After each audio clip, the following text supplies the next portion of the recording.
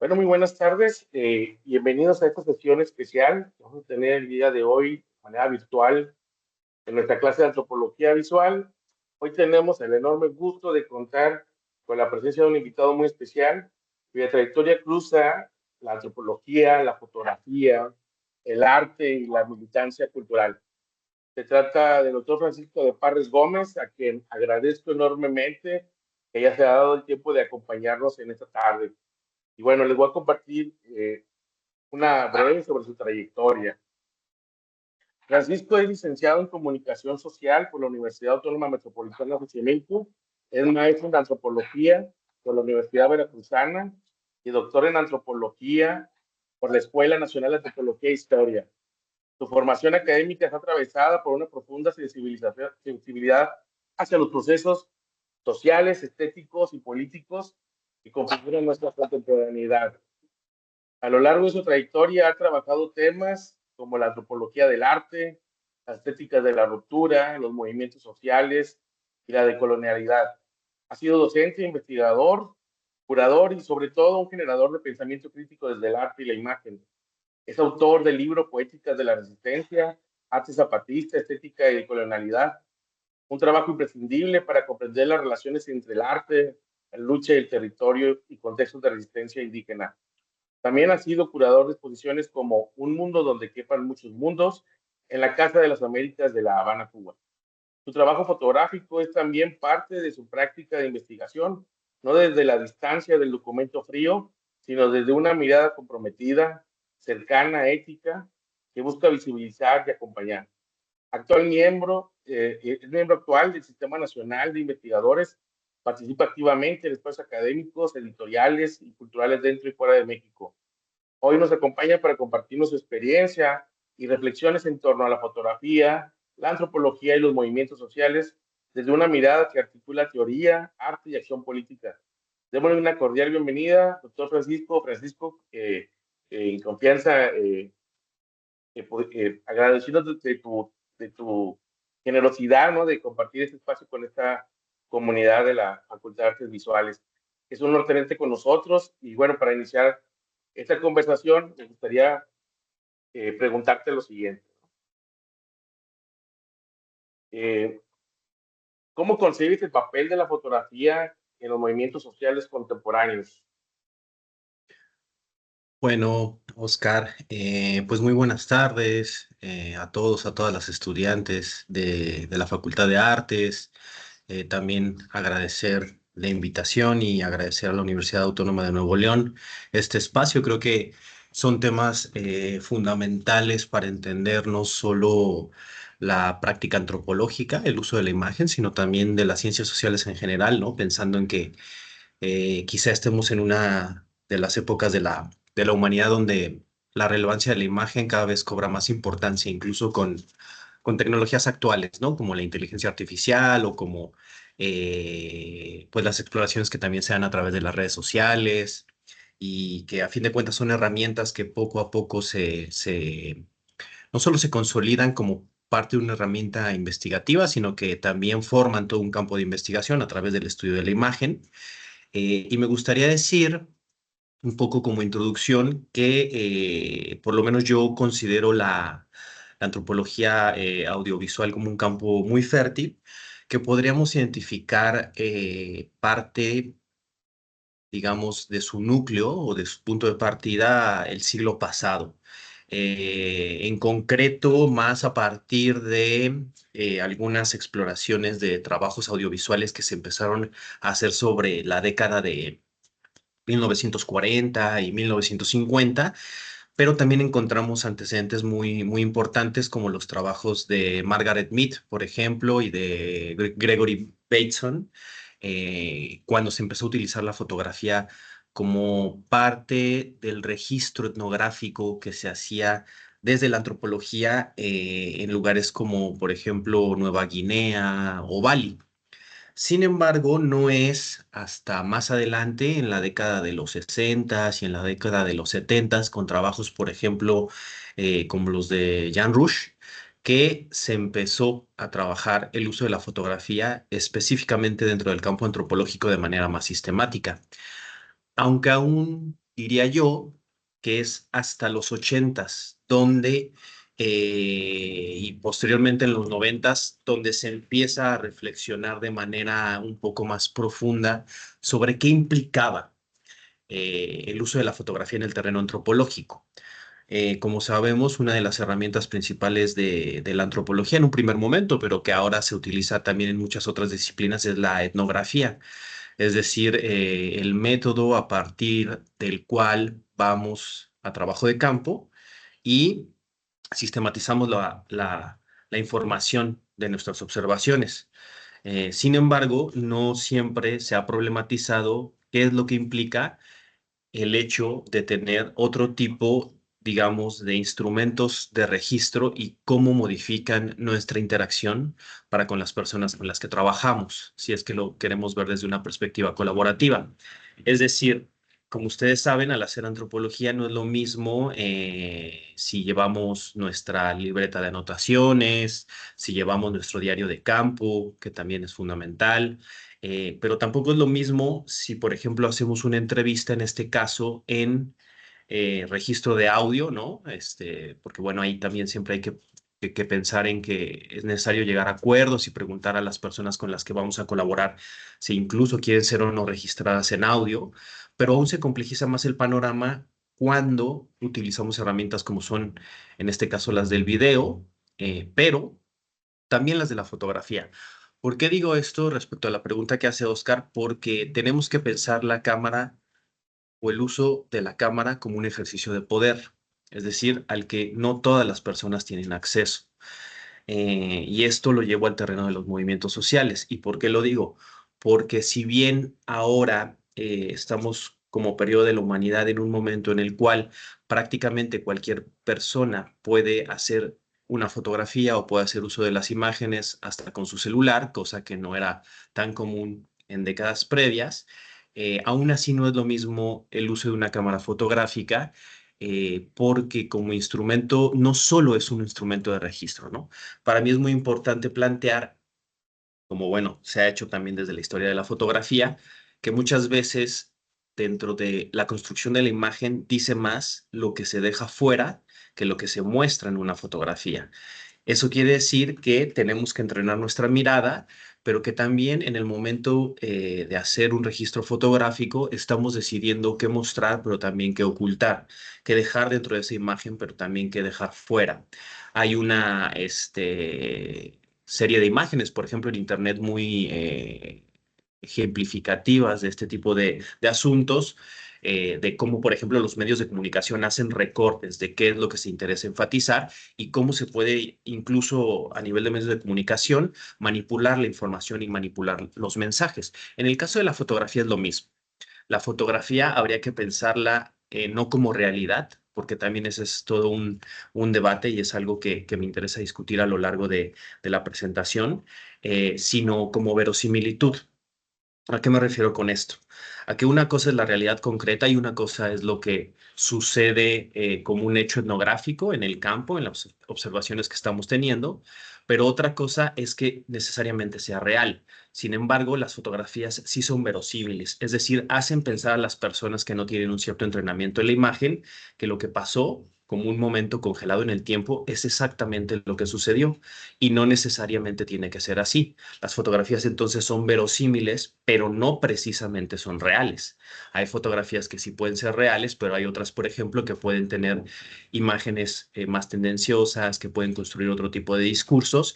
Y esto tiene que ver también con dos cosas. Una, con la antropología y cómo se puede tender también a una especie de antropofagia visual, es decir, a consumir la imagen de la otredad, a consumir la imagen de los otros, de las otras, de manera fagocitaria, es decir, incluso de manera extractivista, sin mayor tipo de cuidado ni de filtro.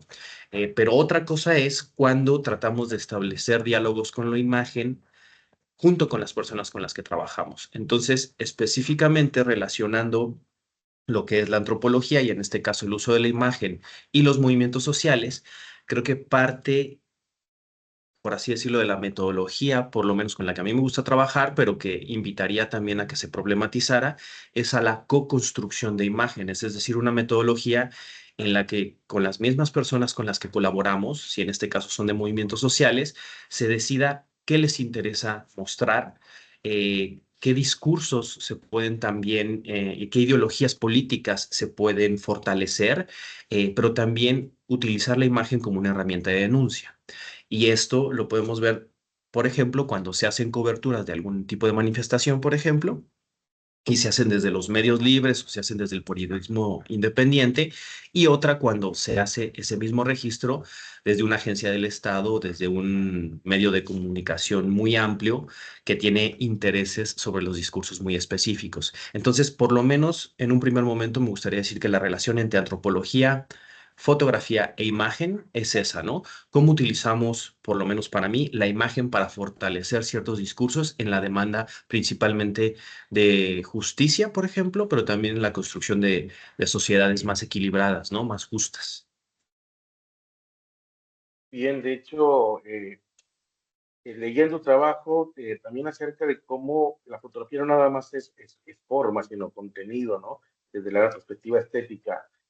Y como herramienta, lo que me comentabas de denuncia o de resistencia, no solo de documentación, no solo como en ese sentido, a lo mejor más periodístico. Eh, en este caso, ahorita has mencionado lo que aporta, digamos, la antropología visual, ¿no? O, en este caso, ¿qué, qué es lo que podría aportar, ¿no? Para la comprensión de los, en el caso de los movimientos sociales, mencionabas el darle voz, ¿no? Visibilizar. ¿Cuál ha sido tu experiencia, en tu experiencia con las comunidades que has fotografiado? Si ahorita me gustaría, voy a compartir algunas imágenes, me permites, para que nos pudieras hablar un poco de ellas, ¿no? Acerca de qué es lo que la antropología visual de esa perspectiva, ¿no? Nos podría ayudar como, en el caso de los chicos como fotógrafos, eh, acerca de la comprensión de la realidad, ¿no? Claro que sí, Oscar. Bueno, creo que lo que mencionas es fundamental pensando en que por lo menos yo no pondría en el mismo nivel de análisis, no porque una sea mejor y otra sea peor, por ejemplo, a la antropología visual o a la fotografía etnográfica junto con el periodismo, porque creo que son prácticas que si bien tienen una misma base, sus finalidades, pero también la forma en cómo se construyen las imágenes son muy distintas. En el caso, por ejemplo, del periodismo, a veces, como tú lo dices, se busca documentar para dar cuenta de un hecho en concreto, a pesar de que ese hecho y cómo se reporta no precisamente tenga que ser objetivo, sino que también responde a esa mirada parcial de quien observó, qué fue lo que lo observó y cómo lo problematiza. Pero además, cuando trabajamos la fotografía desde una perspectiva más de corte periodístico, muchas veces lo que ocurre es que tenemos, digamos, que ceñirnos o nos acotamos de alguna manera a políticas editoriales. Es decir, si no se trabaja desde los medios libres o desde los medios de comunicación independientes, pues en general vamos a tener que estar respondiendo a la dinámica editorial, en este caso del medio de comunicación, que muchas veces nos dice qué se puede decir y qué no se puede decir. Sin embargo, cuando hablamos de antropología audiovisual o de fotografía etnográfica, la construcción es distinta porque, como bien dijiste, Oscar, no se intenta únicamente documentar, sino se intenta incluso pensar en la perspectiva de crear la imagen como un documento de la historia, que incluso después puede ser interpretado de diferentes maneras, de acuerdo a las herramientas, en este caso de las ciencias sociales, que utilicemos. Estas, por ejemplo, tres fotografías que mostraste en un principio pertenecen a contextos muy diferentes.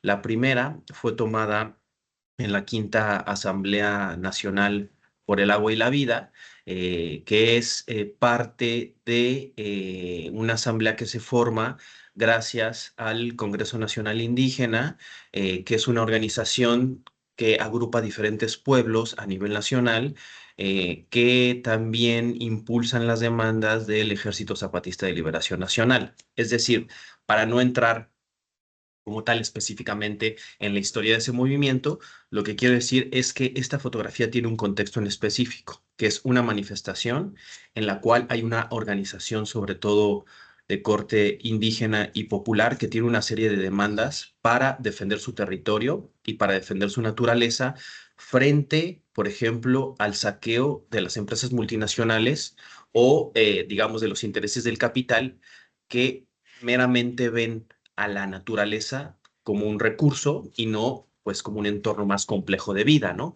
Entonces, este tipo de fotografía lo que intenta dar cuenta en este caso, por ejemplo, es el templete, ¿no? Donde hay integrantes del Congreso Nacional Indígena, pero que al mismo tiempo están en Avenida Coyoacán, que es una de las avenidas principales de la Ciudad de México, por cierto, muy cerca de la Cineteca Nacional. Sin embargo, ahí los pueblos de la comunidad otomí residente en la Ciudad de México que exigen el derecho a la vivienda, decidieron tomar un espacio federal, en este caso las instalaciones del antes llamado Instituto Nacional de los Pueblos Indígenas, y que rebautizan ese edificio como la Casa de los Pueblos Samir Flores Soberanes, que fue un líder comunitario asesinado por oponerse al proyecto Integral Morelos, que iba a destruir gran parte de la región e o está provocando muchos deterioros en el territorio de infinidad de comunidades. Esto lo digo porque entonces la fotografía tiene un contexto específico que, además de establecer diálogos con la imagen para con ese movimiento, intenta apuntalar, intenta fortalecer la narrativa y el discurso de un movimiento social en concreto y en específico, que además yo lo sumo a cómo yo considero que tendría que ser no solo la antropología visual, sino también la antropología en general, que tendría que ser desde el conocimiento situado, ¿no? Recuperando lo que dice Donna Haraway, por ejemplo. Es decir, tomar posición dentro del campo de relaciones sociales al que nos aproximamos, ¿no? De alguna manera yo considero que es una falacia los debates en torno al objetivismo, ¿no? Como si fueran cosas que tienen una sola interpretación. Tampoco soy partidario como tal del posmodernismo que piensa que todo es relativo, pero de lo que sí soy partidario es de decir que todo tipo de producción de conocimiento que hacemos es mejor hacer explícito cuáles son, entre comillas, nuestros propios filtros como investigadores, como investigadoras, antropólogos, antropólogas, porque lo que vamos a escribir y lo que vamos a registrar tiene una intencionalidad.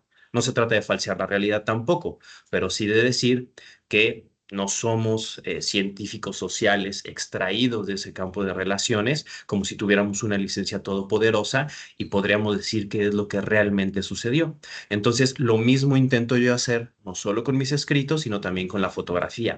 La que sigue, por favor, por ejemplo, pertenece a una geografía muy distinta, que en este caso es eh, la Plaza de Mayo en Argentina, específicamente en Buenos Aires, y de fondo, por ejemplo, se ve la Casa Rosada, desde donde ahora despacha el gobierno de Javier Milei, ¿no? Un Javier Milei con una tendencia bastante hacia el neofascismo, hacia el racismo, hacia la homofobia, hacia políticas totalitarias, etcétera.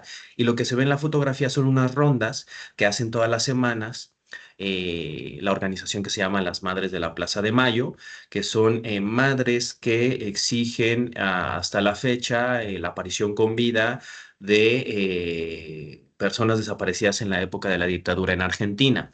Entonces, por ejemplo, un diálogo que se establece en este caso con la imagen es cómo, en este caso yo estoy en un lugar concreto, ¿no? Donde hubo una marcha, ¿no? En exigencia que se hace todas las semanas, y qué está sucediendo en ese lugar que tienen, pues, décadas exigiendo justicia, ¿no? Y que hasta la fecha tienen alrededor de más de 30.000 personas desaparecidas, ¿no?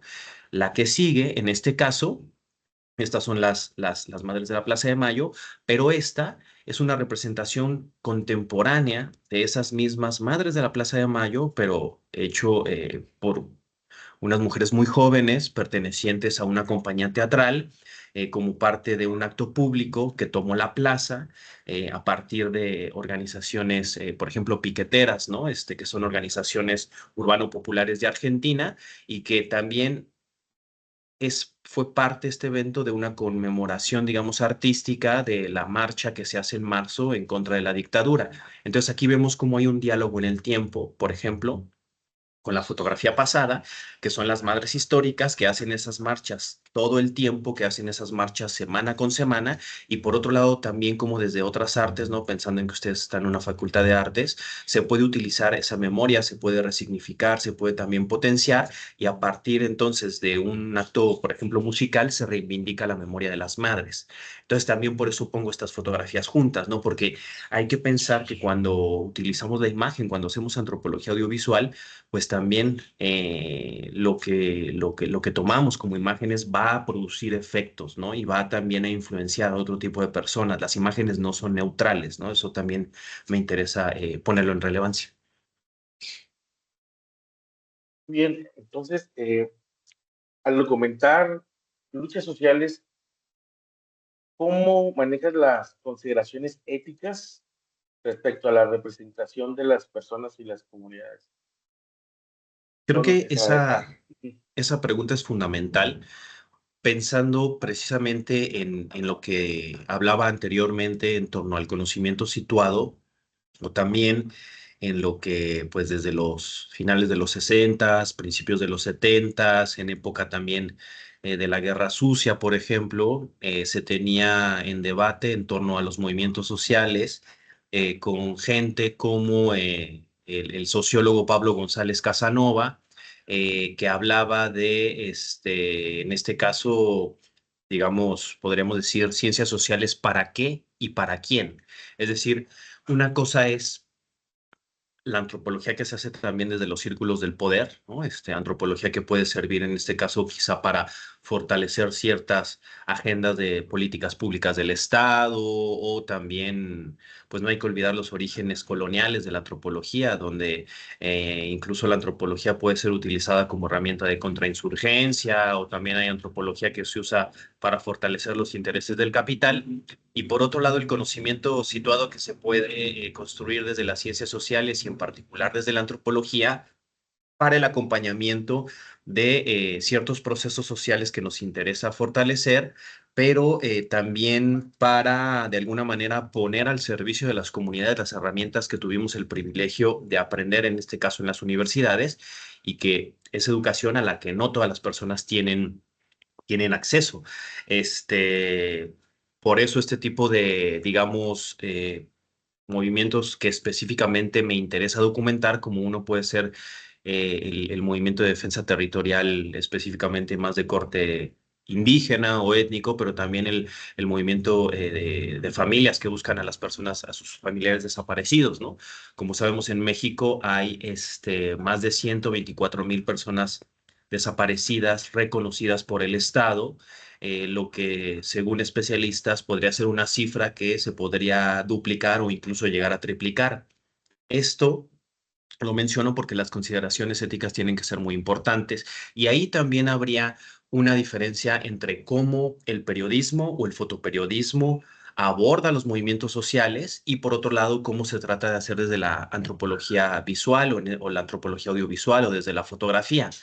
Ejemplo de esto es que no es lo mismo hacer una cobertura, por ejemplo, en una marcha pública, en una marcha multitudinaria, en una marcha muy grande, donde difícilmente va a ser muy complejo establecer un diálogo más cercano con miles de personas, pero otra cosa son documentaciones de largo aliento, como puede ser en este caso la del movimiento zapatista, que tengo más de 10 años documentando, donde se intenta hacer acercamientos digamos, más lentos y poco a poco, sobre todo, por ejemplo, para establecer diálogos con la imagen de forma más duradera.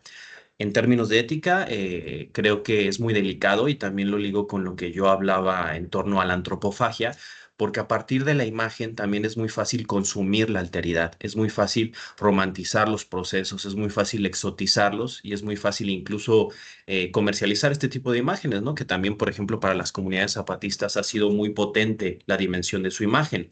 Sin embargo, en otros procesos que he tenido la oportunidad de conocer, prefiero que esta documentación no sea, digamos, de bote pronto, ¿no? No sea como una persona de alguna manera externa que llega, toma las fotografías, se va y no vuelve a establecer ningún tipo de diálogo, ¿no? Sino que muchas veces, dependiendo del contexto, por eso digo, a diferencia de una marcha donde sería difícil establecer un diálogo más profundo, trato de que los procesos de documentación que haga sean mucho más pausados, ¿no? Sean en diálogo con las comunidades, además de que intento siempre tener la práctica de establecer algún contacto en el cual todas las imágenes que yo registro después se le entreguen a ese movimiento sin ningún costo y de manera gratuita para que utilicen esas imágenes como mejor lo crean, ¿no? E incluso que no las utilicen, ¿no? Porque por supuesto que están en su derecho. Entonces, la cuestión de la ética es muy importante y además pensando en que vivimos en un país donde la práctica fotográfica y en específico la práctica periodística es uno de los países más violentos en el mundo para ejercer este tipo de trabajos, ¿no? No es lo mismo el periodismo que la documentación de movimientos sociales o que la antropología visual, pero todos esos factores están ahí sobre la mesa, ¿no? La identidad, a veces procesos de secrecía o procesos complejos que no se pueden saber dentro de los movimientos sociales o procesos en los cuales se puede poner en riesgo la identidad de las personas. También tomando en cuenta que vivimos en un país por desgracia, muy violento. Y ejemplo de ello es esta fotografía, ¿no? Esta fotografía se toma el año pasado en la marcha del 10 de mayo, que hacen específicamente una colectiva que se llama Buscando a nuestros desaparecidos y desaparecidas Veracruz. Y es un diálogo que se está estableciendo ya desde hace un tiempo y cada vez que se fortalece más, con un colectivo en específico que busca a sus familiares desaparecidos, pero que además tiene ciertas características, digamos, que también hacen más sentido a como yo consideraría que tiene que actuar la política general, que es, por ejemplo, un colectivo que es bastante autónomo, que no recibe recursos del gobierno, que no se alía con partidos políticos y que va más de corte autonomista, porque por desgracia también el movimiento de personas desaparecidas es un movimiento muy complejo y además, dado el nivel y la magnitud del problema, solo para que se den una idea, en el estado de Veracruz hay más de 30 colectivos de búsqueda. Entonces, esta fotografía en específico, que fue tomada la marcha del 10 de mayo del año pasado, fue a partir de un ejercicio que se acordó previamente de manera colaborativa también con las mamás y con este colectivo, donde si bien ya la fecha del 10 de mayo era una fecha muy difícil para estas familias, el hecho de que preferirían, por supuesto, estar compartiendo con sus seres queridos en una comida y no sufriendo este tipo de tragedias, tratábamos de que esa marcha fuera dentro de la denuncia y dentro de lo doloroso que es, tuviera un cierre un poco más festivo. ¿Por qué, por ejemplo, es importante esta fotografía para mí? Porque se acordó con las mamás darles estas luces de bengala para cerrar la marcha, y justo intentar en ese momento capturar una fotografía. Y para mí es importante porque a pesar de todo ese dolor que se ve, es una de las fotografías donde se puede ver a las madres contentas, ¿no? Donde se puede ver a las madres en un momento festivo, a pesar de todo el dolor que traen, que muchas veces cuando se registran este tipo de movimientos no es tan común verlas felices. Y eso también se relaciona en cómo yo concibo la construcción de la imagen y la fotografía, pero a nivel más amplio. Es decir, no me gusta tampoco lo que le llamaron en Colombia la pornomiseria, o tampoco me gusta la espectacularización del dolor, o también tengo bastante distancia y mis reservas, por ejemplo, en torno a la nota roja, ¿no? Yo considero la imagen como parte de una militancia y también como parte de un hacer frente a la violencia. Entonces ya tenemos imágenes dolorosas, ya tenemos imágenes violentas todos los días, 24 horas al día en los medios masivos de comunicación. Entonces, a pesar de que hay procesos que yo documento que son sumamente dolorosos, no lo hago a veces desde esa dimensión más que puede tender hacia emociones como la tristeza, ¿no? Sino trato de hacerlo a partir, por ejemplo, de gamas cromáticas más coloridas o a partir de retratar de la manera más digna posible los movimientos, a pesar de que hay momentos más duros. Y esta imagen en concreto es un ejemplo de eso, ¿no? Ver a las madres que están marchando un 10 de mayo, pero que bueno, por lo menos en ese momento se sintieron un poco más acompañadas dentro de lo que están viviendo. Bien, entonces, ¿qué recomendaciones podrías darles a quienes desean involucrarse en la fotografía social, ¿no? Desde esta perspectiva ética y comprometida? Bueno, pues de entrada, de manera un poco más amplia, estaba revisando algunos materiales en la mañana y, por ejemplo, me gustaría recomendarles este libro que por desgracia no se encuentra de manera digital libre, pero creo que es una especie de manual muy importante para quien le interese la antropología audiovisual a nivel general, que es este libro que se llama Redescubriendo el archivo etnográfico audiovisual, coordinado por Antonio Sirión y editado por la Universidad Autónoma Metropolitana, ¿no? Y que es un libro que a mí me gusta porque sobre todo también intenta romper con esa fotografía etnográfica, digamos, más, entre comillas, tradicional, que era la mirada externa, y también empieza a pensar la imagen en términos antropológicos y en términos etnográficos a partir de cómo las comunidades construyen sus propias narrativas. Es decir, en ocasiones no es suficiente solo aprender o tener las herramientas técnicas, otra vez como esa licencia que siempre se ha tomado la antropología para registrar las prácticas de las demás personas, sino también establecer diálogos a partir, por ejemplo, de talleres, a partir de imágenes dialogadas, a partir, si no se puede, de talleres y que las mismas personas o los grupos con los que trabajamos aprendan este tipo de técnicas, pues que por lo menos tengan un proceso más participativo en decidir de todas las imágenes que se registraron, cuáles son las que les interesaría mostrar. Entonces, este libro de Redescubriendo el archivo etnográfico audiovisual se me hace fundamental para entender cómo se construye la imagen en términos antropológicos, pero ya no desde afuera de las comunidades, sino una visión desde dentro de las comunidades. Y también, bueno, como parte de, por desgracia, de las cosas que tenemos que tener en la cabecera siempre, es este pequeño manual de Andrés Solís que acabo de empezar a revisar recientemente, que es un manual de autoprotección para periodistas, ¿no?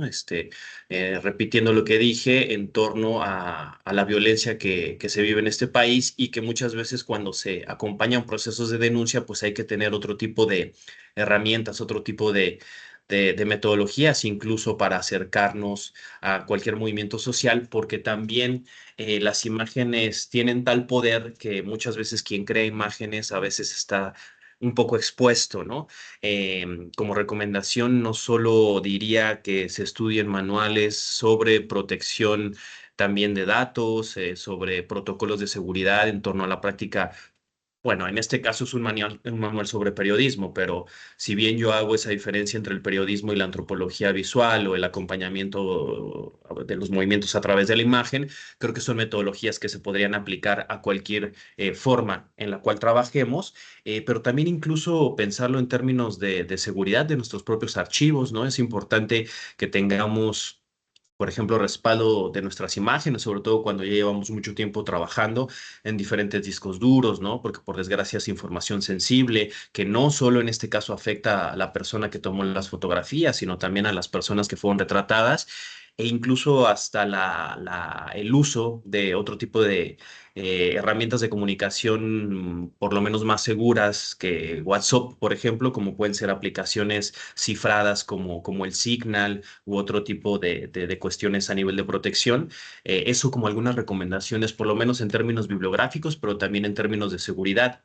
Y por otro lado, bueno, tener claro que estas también recomendaciones parten de las discusiones que estamos teniendo previamente sobre la ética, ¿no? Tener muy claro que la cámara es un instrumento de poder y que hay que romper con esas visiones extractivas que también se pueden dar a partir de la imagen. Excelente. De hecho, y ahorita me gustaría que también pudieras compartir a los estudiantes tus redes sociales, ¿no? Porque, de hecho, para ya hacia el asunto de lo digital, ¿no? Es decir, ¿cómo ha cambiado en este caso la manera en que se difunden esas imágenes, ¿no? Desde, desde esa perspectiva, ¿no? Sobre todo cuando son, como llamas, imágenes de denuncia, ¿no? Si nos pudieras Sí, compartir tu experiencia acerca de esto.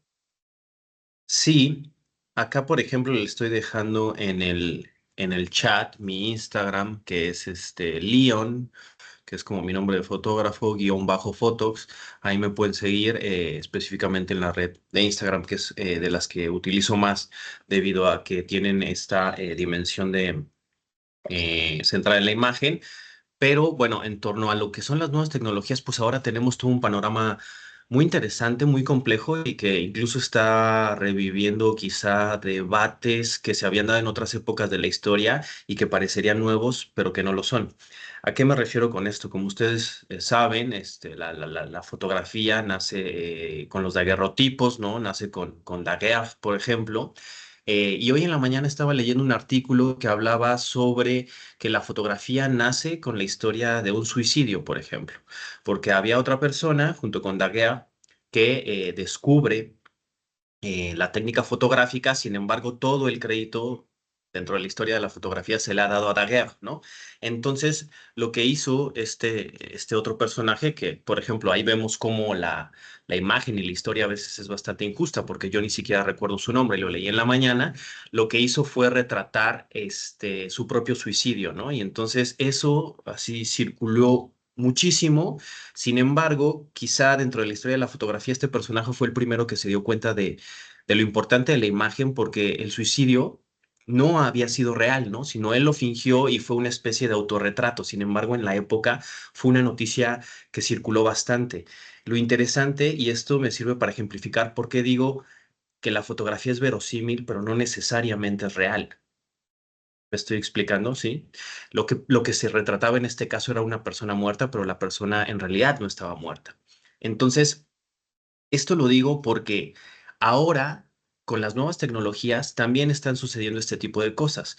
Cuando nace la fotografía, por ejemplo, se decía que la pintura iba a desaparecer, ¿no? Porque ya era una técnica tan depurada que incluso rebasaba las técnicas del hiperrealismo, y que entonces ya las personas que hacían pintura no iban a tener trabajo, ¿no? Lo mismo se dice ahora con la inteligencia artificial, por ejemplo, o con las redes sociales, de que la fotografía va a desaparecer.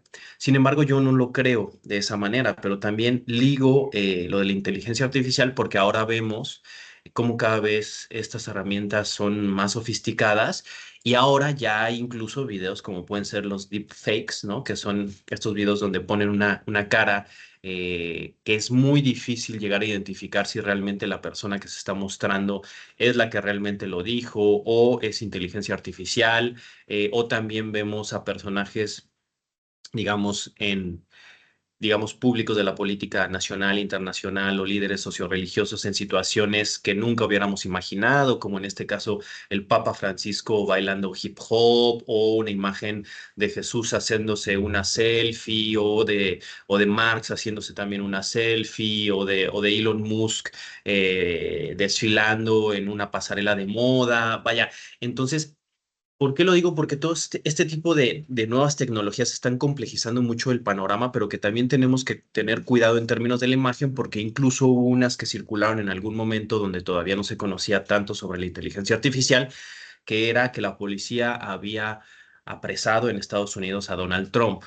Y hubo periódicos importantes, del corte, no digo que esos específicamente, pero del corte del Washington Post o del New York Times, que recuperaron estas imágenes y no sabían que no eran reales, ¿no? Entonces, ahí otra vez entramos dentro de las fronteras de lo real, de lo verosímil, de la ética, pero también en los debates de la técnica que considero que no son ociosos, pensando en que yo creo que a pesar de las nuevas tecnologías, la fotografía no va a desaparecer, ¿no? Se transforma, y que por lo menos hasta el momento sigue siendo insustituible la capacidad creativa humana, que eso sí, por más que las máquinas hasta el momento lo traten de emular, todavía no llegan a tener ese, digamos, nivel de conciencia ni tampoco ese nivel de expertise técnica, porque la creatividad no es algo que únicamente radique en la técnica, ¿no?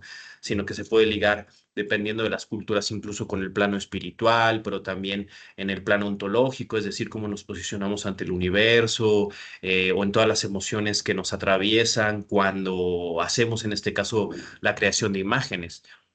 Como ejemplo pongo en que a pesar de que el movimiento de personas que buscan a sus familiares desaparecidos y desaparecidas es muy cercano a las mismas demandas del Ejército Zapatista de Liberación Nacional, trabajar con este tipo de movimientos a través de la imagen es muy distinto.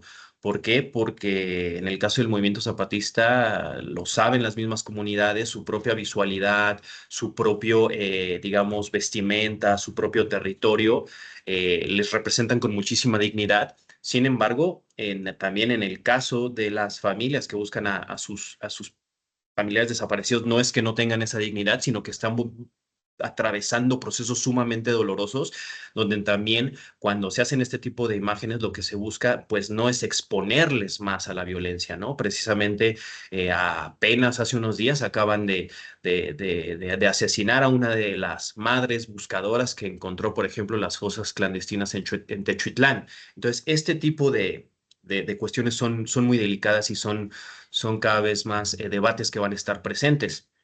Las fotografías, por ejemplo, pasadas que se están mostrando, también pertenecen a contextos diferentes, ¿no? La que estaba anteriormente en una plaza pública también muy grande, era parte de una organización que se llama La Poderosa, un poco antes, también en el contexto de Buenos Aires, donde había una plaza pública muy grande que se llenó como parte de las demandas en contra de la neoliberalización que está viviendo profundamente Argentina. Pero, por ejemplo, esta fotografía, la del hemiciclo a Juárez, parecerían no una fotografía sobre movimientos sociales, pero en realidad es sobre movimientos sociales, los chicos que están con la guitarra, porque son chicos que pertenecen a la Normal Rural Isidro Burgos de Ayotzinapa, que como saben son, bueno, compañeros de los estudiantes desaparecidos en Ayotzinapa Guerrero, y que estaban haciendo un acto de conmemoración por los 9 años de búsqueda de sus compañeros. Entonces,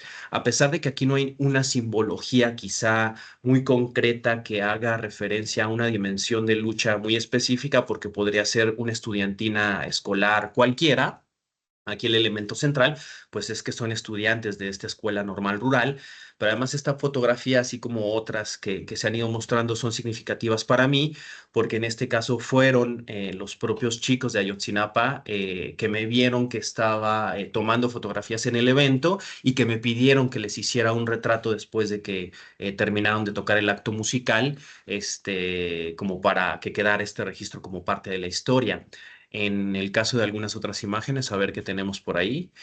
Estos, por ejemplo, son promotores y promotoras de educación, zapatistas, eh, en el caracol Tulancaú, que su traducción es caballo fuerte, uno de los nuevos caracoles zapatistas en Chiapas, en la zona de Tulanca, y que me gustó porque son jóvenes y jóvenes, como dicen en las comunidades zapatistas, de una edad muy corta, pero con una gran experiencia y que principalmente se dedican a la educación, y que también estaba ahí aconteciendo un acto, digamos, de danza, y que se trabajó para tomarse esta fotografía dentro del territorio.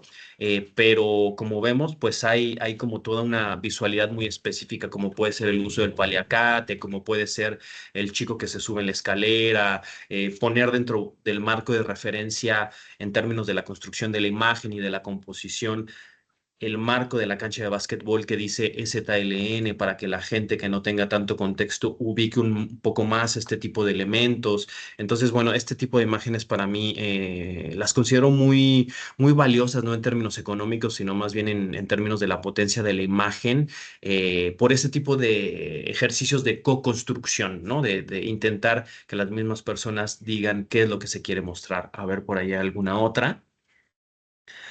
Esta, por ejemplo, es parte de una marcha o sí, de las celebraciones del 13 aniversario de la comunidad Purépecha, en Michoacán, la comunidad de Cherán, que por ejemplo es una comunidad que se levantó en armas y este era su aniversario 13, para expulsar específicamente a los talamontes y al crimen organizado que estaban acabando con sus bosques a partir del tráfico de la madera. Entonces, después de ser comunidades, además una comunidad que tiene decenas de miles de personas, me parece que alrededor de 40,000 personas que se estaban viendo muy asediadas por el tráfico de la madera, por los talamontes, por la gente que devaste el territorio, pero además en colusión con el crimen organizado y también en colusión con diferentes niveles del Estado, pues se organizaron, se levantaron en armas, fundaron una comunidad autónoma y, por ejemplo, es una comunidad donde no tienen la elección de cargos populares a través del Estado. Es decir, ahí no gobiernan los partidos políticos, ahí gobierna el mismo pueblo. Entonces, a pesar de que en este caso parecería otra vez que es una fotografía que no está ligada, por lo menos como la vemos así, de manera tan estrecha con los movimientos sociales, si vemos un poco más parte del contexto, pues veríamos que es parte de esa festividad, de ese alzamiento de esa comunidad por la defensa de su territorio, pero además también ligo que esto yo lo enmarco en un contexto de resistencia porque si nos vamos a teorías como las del filósofo ecuatoriano Bolívar Echeverría, nos diría que existen tres tiempos de ruptura, donde esos tiempos de ruptura también tienen elementos de la resistencia. Y esos tres tiempos de ruptura dentro de la reproducción social, Bolívar Echeverría nos diría que son el juego, la fiesta y el arte, ¿no? Y en una fotografía como esta, yo veo esos tres elementos representados ahí, ¿no? Por un lado, el juego a partir de las sonrisas que son estos jóvenes que están montando a caballo y que iban como parte de la marcha festiva de una comunidad que ahora es mucho más autónoma y mucho más libre y que no vive ese tipo de violencia. Por otro lado, también pues el sentido festivo ritual de la fiesta, ¿no? Y por otro lado también el arte que estaba acompañado en una festividad ritual como puede ser una marcha con música, pero también con representaciones artísticas y bueno, en sí lo que puede también representar esta marcha de caballos como un acto performático, pero también la fotografía como un acto creativo y un acto artístico, ¿no? Entonces es ahí que la pongo en esta serie específicamente de movimientos sociales, por decir algunos ejemplos, ¿no? Esta, por ejemplo, también es en el Caracol Tulancaú. También son comunidades zapatistas a partir de un festival de danza que hacen en su territorio que se llama Bailate Otro Mundo. Y esta era la representación de una danza que quería dar, de alguna manera, que quería representar la unión de los 12 diferentes caracoles que hay en territorio zapatista. Un poco para poner muy rápido en contexto, pues como ustedes saben, las comunidades zapatistas son comunidades mayas o de raíz maya, donde conviven pueblos indígenas, tzotziles, celtales, tojolabales, choles, mames, todos de raíz maya, pero con sus diferentes, digamos, características étnicas propias y que se levantaron en armas el 1 de enero de 1994 ante toda esta violencia histórica que han vivido los pueblos originarios y que hasta la fecha sigue siendo un movimiento que controla su territorio y que hace unos años, en 2018, después de tener 5 caracoles, aumentaron, digamos, desdoblaron esa organización de los caracoles para fundar 12. Y esta era parte de las celebraciones de estos caracoles. ¿Qué son los caracoles? Digamos que dentro de este territorio autónomo donde no gobierna el Estado, sino que gobiernan las propias comunidades a partir de todo un sistema muy complejo de usos, de costumbres, de sus propias prácticas, los caracoles son delimitaciones, digamos, de marcaciones territoriales que sirven como puntos de encuentro para la organización de los propios pueblos. Si bien los propios pueblos tienen sus municipios, tienen sus propias organizaciones, también hay otros territorios más grandes, que en este caso son los caracoles, que pueden agrupar varios de esos pueblos y entonces son lugares de encuentro donde se reúnen para dialogar y para organizarse. Por eso ahí se ve que hay un globo que dice Caracol 3, por ejemplo, pero al fondo también hay otro que dice Caracol 5, por ahí se ve otro que dice Caracol 1. Entonces, esta danza en específico, pues habla de ese sentido de comunidad, habla de ese sentido de pertenencia en términos de un movimiento social muy específico, pero también en esto que me gusta de alguna manera o que intento retratar con mi práctica, digamos, fotográfica, que también tiene una dimensión, digamos, creativa autoral, que es, pues, no retratar los movimientos a partir de la violencia o a partir de la tristeza, sino un poco más de esos elementos de resistencia dentro de las mismas resistencias, que puede ser en este caso, por ejemplo, la alegría de una danza, por ejemplo. De hecho, podría llevarnos, hay más fotografías y eso nos puede llevar mucho tiempo, ¿no? En esta sesión que si bien he estimado para que dentro de también en tus tiempos, ¿no? Pues pudieras presentarnos y explicarnos y sobre todo dar unas recomendaciones a los alumnos. Me gustaría sobre todo ahorita tener un breve tiempo para que aquellos que quieran participar, tengan preguntas, que puedan tener interacción con el doctor Francisco. ¿Te parece, Francisco, para darle un espacio a los alumnos? Si hay alguien que quiera participar en este momento y pueda abrir su cámara y micrófono para hacer Claro que sí. una pregunta en este momento. Adelante, Cristian. ¿Se me escucha? Me cambié de micrófono. Se Sí, escucha. sí te escucho. Sí, ok. Muy buenas tardes, Francisco. Yo tengo la siguiente duda. A mí me gustaría mucho comenzar a ejercer lo que es la fotografía documental sobre contextos sociales específicos. Ya elaboré mi primer proyecto, pero me gustaría también explorar fotografías documentadas acerca de espacios en los cuales esos contextos sociales tienen lugar. El problema que yo he notado que tengo al tratar de estar más inmersa dentro de este campo, este, es que usualmente cuando tomo las fotografías, siento que las mismas están muy vacías. Físicamente puedo observar qué quiero documentar y como qué esencia de ese espacio o de las personas que están dentro de ese espacio quiero registrar, pero mi resultado final siempre termina viéndose muy plástico, muy vacuo. Entonces me gustarían algunas recomendaciones o en qué elementos podría centrarme más para no sentirme tan desconectada de la fotografía, porque realmente es eso, una desconexión que siento. Gracias, Cristel. Pues es una excelente pregunta. Muchas gracias por hacerla. Y creo que no es una pregunta nada sencilla.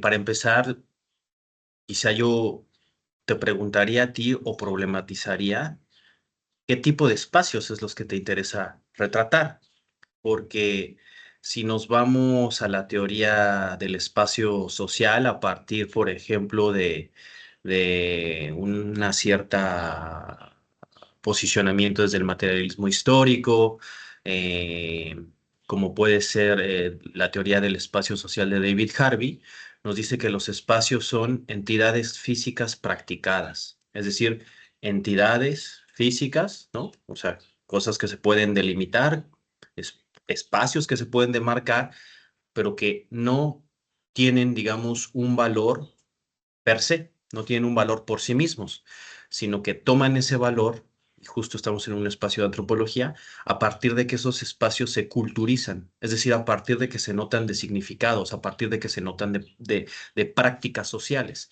¿Esto por qué lo digo? Porque no es lo mismo un cuarto cerrado, por ejemplo, con las paredes pintadas de blanco, y cuando llega un cierto grupo social y cuelga, en este caso, pinturas alrededor de ese cuarto, y entonces a lo mejor ese cuarto lo convierte en un museo o en una galería.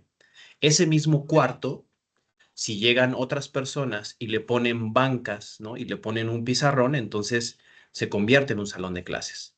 ¿Qué quiero decir? Que los espacios, otra vez, recurriendo a David Harvey, son entidades físicas practicadas. Ahora, ¿por qué lo digo de esta manera y por qué lo relaciono con que es importante saber qué tipo de espacios te interesa documentar?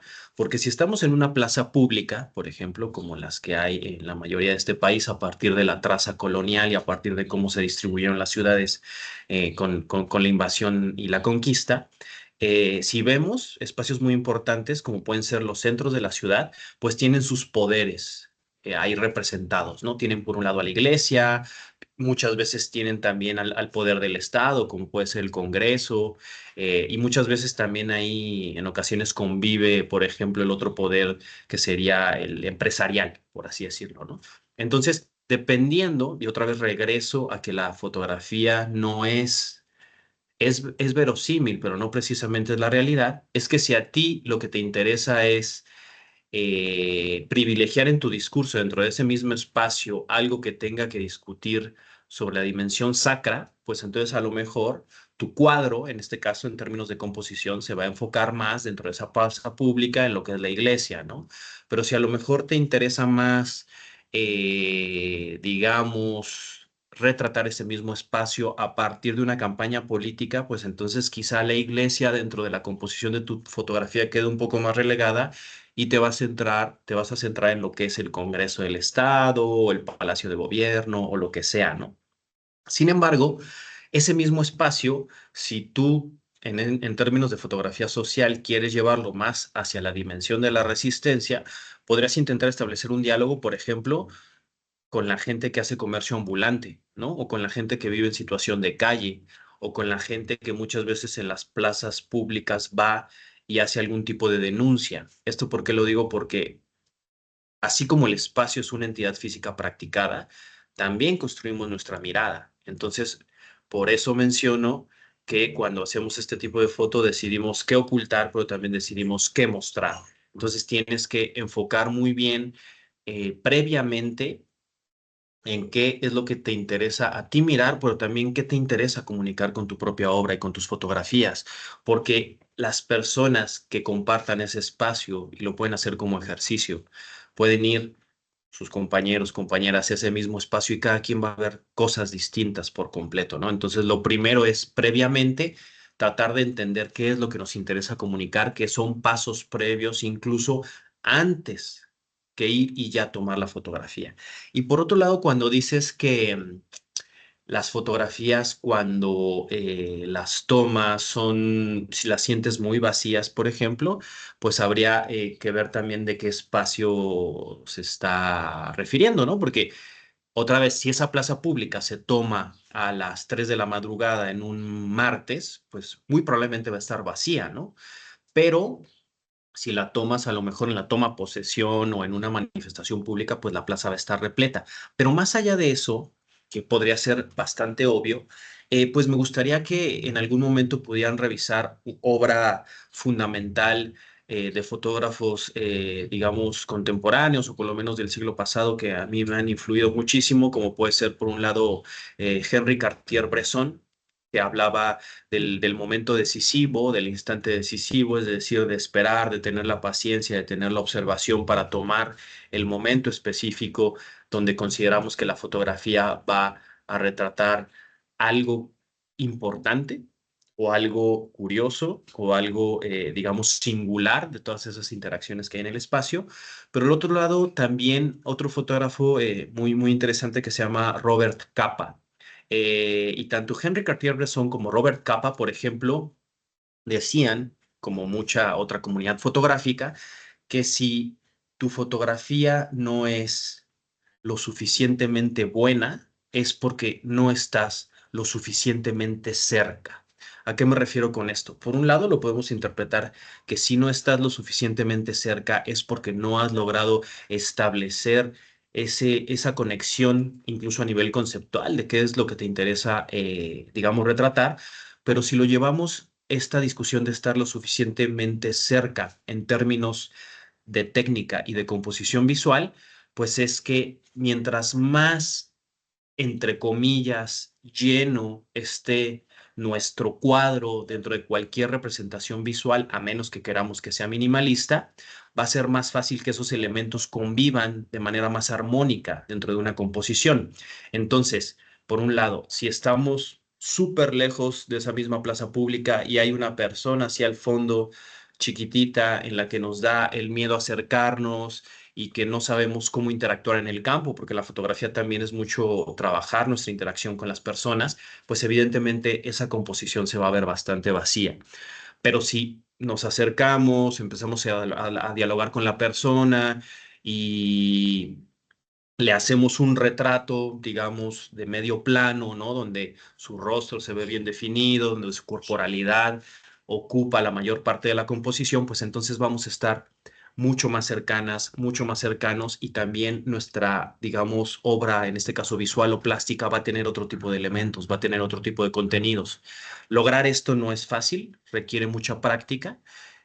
¿Por qué lo digo? Porque en algún momento pues lo he dialogado con muchos colegas que hacen fotografía. Una de las cosas más difíciles es a veces, en primer momento, romper con nuestro propio miedo de llegar y tomar una fotografía de manera muy cercana hacia las personas. ¿Por qué? Porque también, como digo, que la cámara da poder, pues puede ser un acto pues bastante violento, ¿no? Si no se hace de la manera correcta, puede ser también peligroso para nuestra propia seguridad, pero además porque nos puede dar pena. Sin embargo, hay veces que si dialogamos con las personas y les pedimos un retrato, la mayoría de las veces, por ejemplo, yo tengo la experiencia en que nos van a decir que sí. Hay que romper el miedo a pensar de que estamos haciendo algo indebido, ¿no? O a que estamos haciendo algo que tenemos que tener escondido, ¿no? Entonces, ¿por qué pienso que se pueden ver las fotografías vacías? Yo me remitiría a eso, ¿no? Porque no estás lo suficientemente cerca. Pero si en algún momento no queremos usar todavía lentes angulares o no queremos usar lentes como un 50 milímetros, que es el que, digamos, reproduce la mirada más cercana al ojo de lo humano, y preferimos poco a poco ir entrenando nuestro acercamiento a las personas a través de la cámara, pues podemos usar, por ejemplo, un telefoto, podemos usar un zoom, que nos permiten tomar imágenes mucho más, digamos, en términos visuales cercanas, pero estando en una posición espacial mucho más lejana. Entonces, yo les recomendaría, para romper con ese tipo de barreras, que hay que trabajar mucho nuestro propio discurso conceptual para poder expresarlo a la gente y que nos entienda el por qué queremos hacer ese tipo de fotografía, pero también estudiar mucho cultura visual a nivel general, no solo a nivel fotográfico. Es decir, ver muchas películas, ver mucho cine, tratar incluso de romper un poco con la inmediatez de los reels de TikTok o de Instagram que duran unos cuantos segundos, tratar de ver imágenes más pausadas, a veces más lentas, tratar de consumir otro tipo de cultura visual, porque nuestras fotografías se van a nutrir de la cultura visual a la que nos acercamos. Y por otro lado, también estudiar bastante otro tipo de artes visuales, como puede ser la pintura, ¿no? O también performáticas, como puede ser el teatro, ¿no? Es decir, tratar de que nuestra propia educación visual sea lo más densa, lo más rica posible para entonces tener más elementos creativos y compositivos para tratar de que nuestra obra se vaya construyendo cada vez de una manera más compleja, que no quiere decir que sea barroca, que no quiere decir que sea saturada precisamente o muy densa, pero que por lo menos tengamos tanto las herramientas conceptuales como técnicas para poder hacer lo que queremos comunicar. Muchas gracias, Francisco. Y gracias también, Cristel, por la pregunta. ¿Hay alguien más que quiera animarse a realizar una pregunta, Francisco? Que adelante, Jesús. Buenas tardes, Francisco. ¿De que se me escucha bien? ¿Se escucha bien? Ok, pues yo la verdad que aunque en mi caso no busco directamente el tener algún cargo como fotógrafo documental, me interesa la fotografía de parte de que me ayuda mucho para poder conseguir material de referencia. Usualmente yo cuando yo siento que el principal objetivo cuando hago fotografía por mi cuenta, sin ningún encargo ni nada, es para poder, digamos, para tener alguna composición hecha para algún dibujo o también para una manera de poder conseguir, o sea, poder ejecutar la composición a mi gusto. Ahora, lo que también me agrada el punto de que el que realmente muchas veces nuestra cultura visual se ve a través de todo lo que vemos, porque llega a ser mucho en parte de razón. Y también pues, es algo que yo he intentado hacer a mi manera. Pero lo que iba a preguntar era así de que cómo podría ser una buena manera de acercarse a algunos grupos como los cuales usted ha llegado a interactuar. Gracias, Jesús. Eh, pues bueno, creo que tocas como puntos cruciales con este comentario, que también agradezco la pregunta. Y yo creo que, por ejemplo, para ayudar a romper también un poco con ese miedo de hacer fotografías, que también mencionaba en el caso de Grisel y de acercarse a las personas, algo que es muy importante, pero bueno, que a mí me ha ayudado mucho es estudiar específicamente los manuales, que hay un montón de manuales en internet y también hay muchos blogs en YouTube que pueden ver al respecto sobre la street photography o sobre la fotografía callejera. Es decir, es un tipo de fotografía específica que lo que busca o lo que construye en términos de metodología de la imagen, de cómo se construyen las imágenes o cuáles son las metodologías que usamos para construir esa imagen, lo que intenta es captar momentos sorpresivos, momentos a veces pueden ser graciosos, pero también pueden ser incómodos, pero también pueden ser muy espontáneos de la realidad que pasa, sobre todo en las calles, ¿no? Entonces, ¿por qué esto lo digo? Porque a diferencia quizá de las colaboraciones que hay en proyectos más de largo aliento, a partir de la documentación de movimientos sociales, la street photography tiene una metodología por completo distinto. Es decir, no pide permiso a las personas a las que se les toman las fotografías, ¿no? Muchas veces no establecemos siquiera un diálogo con esas personas. De alguna manera también puede pensarse en el sentido hasta como de robar una cierta imagen, ¿no? De alguna persona con la que no vamos a establecer un diálogo. Sin embargo, los manuales de street photography sí que tienen toda una metodología para poder aproximarse a las personas, independientemente si queremos hacer un proyecto más de largo aliento o queremos hacer este tipo de fotografía más instantánea que no pretende establecer relaciones más de largo plazo. Y también lo que le decía a Critzel en el comentario pasado, pues es fundamental, que es no pensar que estamos haciendo algo indebido, porque entonces ahí que sí hay problemas, ¿no? Si por ejemplo vamos en el metro de una ciudad y tenemos la cámara escondida y la sacamos y tomamos la foto y de repente alguien nos ve y empezamos a entrar a una actitud nerviosa, guardamos la cámara y tratamos de huir o ese tipo de cosas.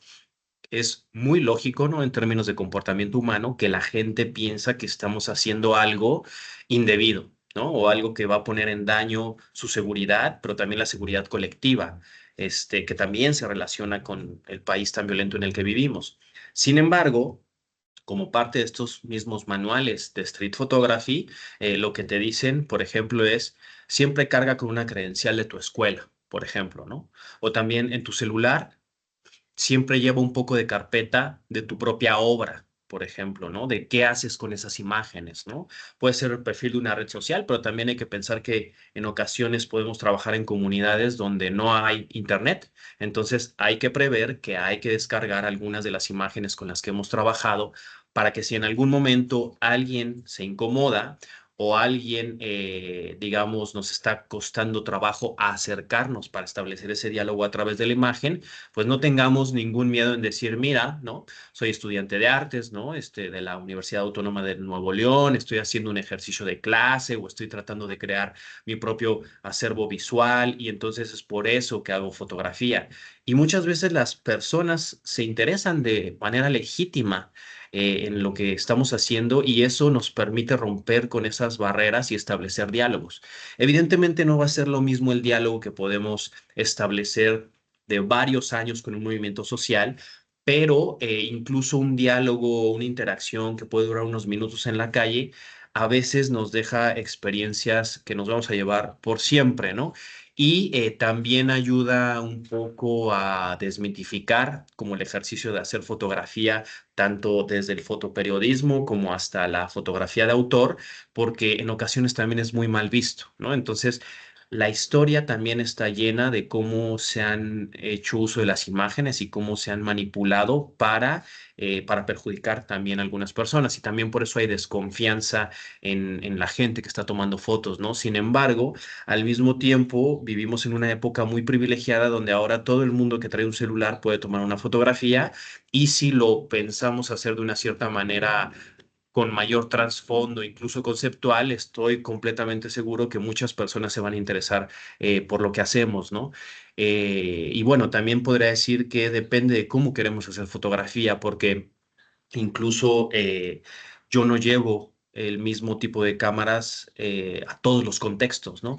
Hay contextos, por ejemplo, que pueden ser mucho más peligrosos en términos de que nos puedan asaltar o en términos de que hay que tener algún tipo más de movimiento incluso dentro del espacio, porque quienes hacemos fotografía también es parte de una performática del espacio, utilizamos también nuestro cuerpo como una herramienta, entonces hay que tener dispositivos mucho más pequeños, ¿no? No es lo mismo que si estamos en un estadio, por ejemplo, donde difícilmente nos va a pasar algo y podemos tener un lente telefoto de este tamaño y no necesitamos tener elementos como, por ejemplo, que tratar de manejar de manera más práctica. Vaya, todas esas cosas también en términos técnicos impactan en términos de cuál es el resultado visual o audiovisual y hay que pensarlas previamente porque también hay que intentar no arriesgarnos, ¿no? Por eso hablo desde traer la credencial de estudiante hasta pensar cuál va a ser el dispositivo de registro con el que vamos a trabajar esas imágenes. Pues nuevamente, muchas gracias, Francisco. De hecho, ya por el tiempo, ¿no?, que tenemos el programa de esta sesión, pues le damos por terminada esta sesión virtual. No sin antes agradecerte de tu generosidad, de compartirnos tu tiempo, conocimiento y experiencia, ¿no? Que sé que va a ser muy enriquecedora para todos los estudiantes que en estos momentos están, y aquellos que más adelante también te van a escuchar y observar a través de la grabación. Entonces, pues mi agradecimiento, ¿no, Francisco? Por, por acompañarnos en esta tarde y pues a nombre del grupo de Antropología Social y la Facultad de Artes Visuales, pues mis felicitaciones, un abrazo y gracias por esta tarde, ¿no?, que nos acabas de dar. Muchísimas gracias, Oscar. Muchísimas gracias por la invitación. Somos colegas ya de tiempo, ¿no? Aprovechen al profesor que tienen porque tiene unos temas magníficos y muchísimo conocimiento, pero además del conocimiento que tiene, siempre una actitud de transmitirlo de manera muy amable y también con temas bastante críticos. Entonces, para mí ha sido un gusto compartir con ustedes. A Oscar le compartí también, hay un archivo de alrededor de 40 imágenes de diferentes movimientos sociales de los que he hecho la cobertura. Algo que no mencioné es que también trabajo desde una metodología del Creative Commons, es decir, de la lógica de la construcción colectiva de las imágenes y también de lo que podría llamarse en algún momento el copyleft, ¿no? En contra del copyright. Entonces, la mayoría de las imágenes que hago siempre son libres, se distribuyen de manera gratuita, entonces ahí las tienen en alta definición para socializarlas, para discutirlas, para apropiarse de ellas, para hacer lo que quieran con este material. Y pues bueno, dejarles ahí, Oscar les puede pasar las redes sociales para que sigamos ahí dialogando, porque utilizo bastante estos formatos para seguir subiendo contenido, no solo fotográfico, sino también de otros temas que estamos ahí conversando que seguramente serán de su interés. Pues muchas gracias y gracias a todos los estudiantes que pudieron conectarse en ese tiempo. Bueno, damos por terminada la sesión. Y pues espero verlos pronto, Francisco, Claro que sí. coincidir nuevamente. Saludos. Abrazos. desde Monterrey. Gracias. Abrazos hasta la Pueden abrir Sultana sus- del Norte. Pueden abrir sus cámaras, por favor, para hacer una captura evidenciando la participación de todos los que estaban presentes.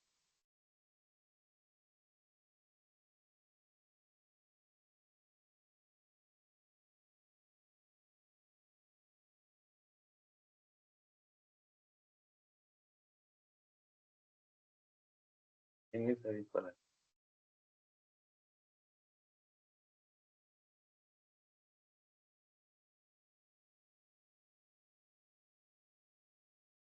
Ya me los veo porque ya en 2 semanas que ya nos vemos. Pero vamos El a hacer una oxímoron. captura, sí. Los que estamos ahorita aquí que se animaron a prender la cámara. A ver.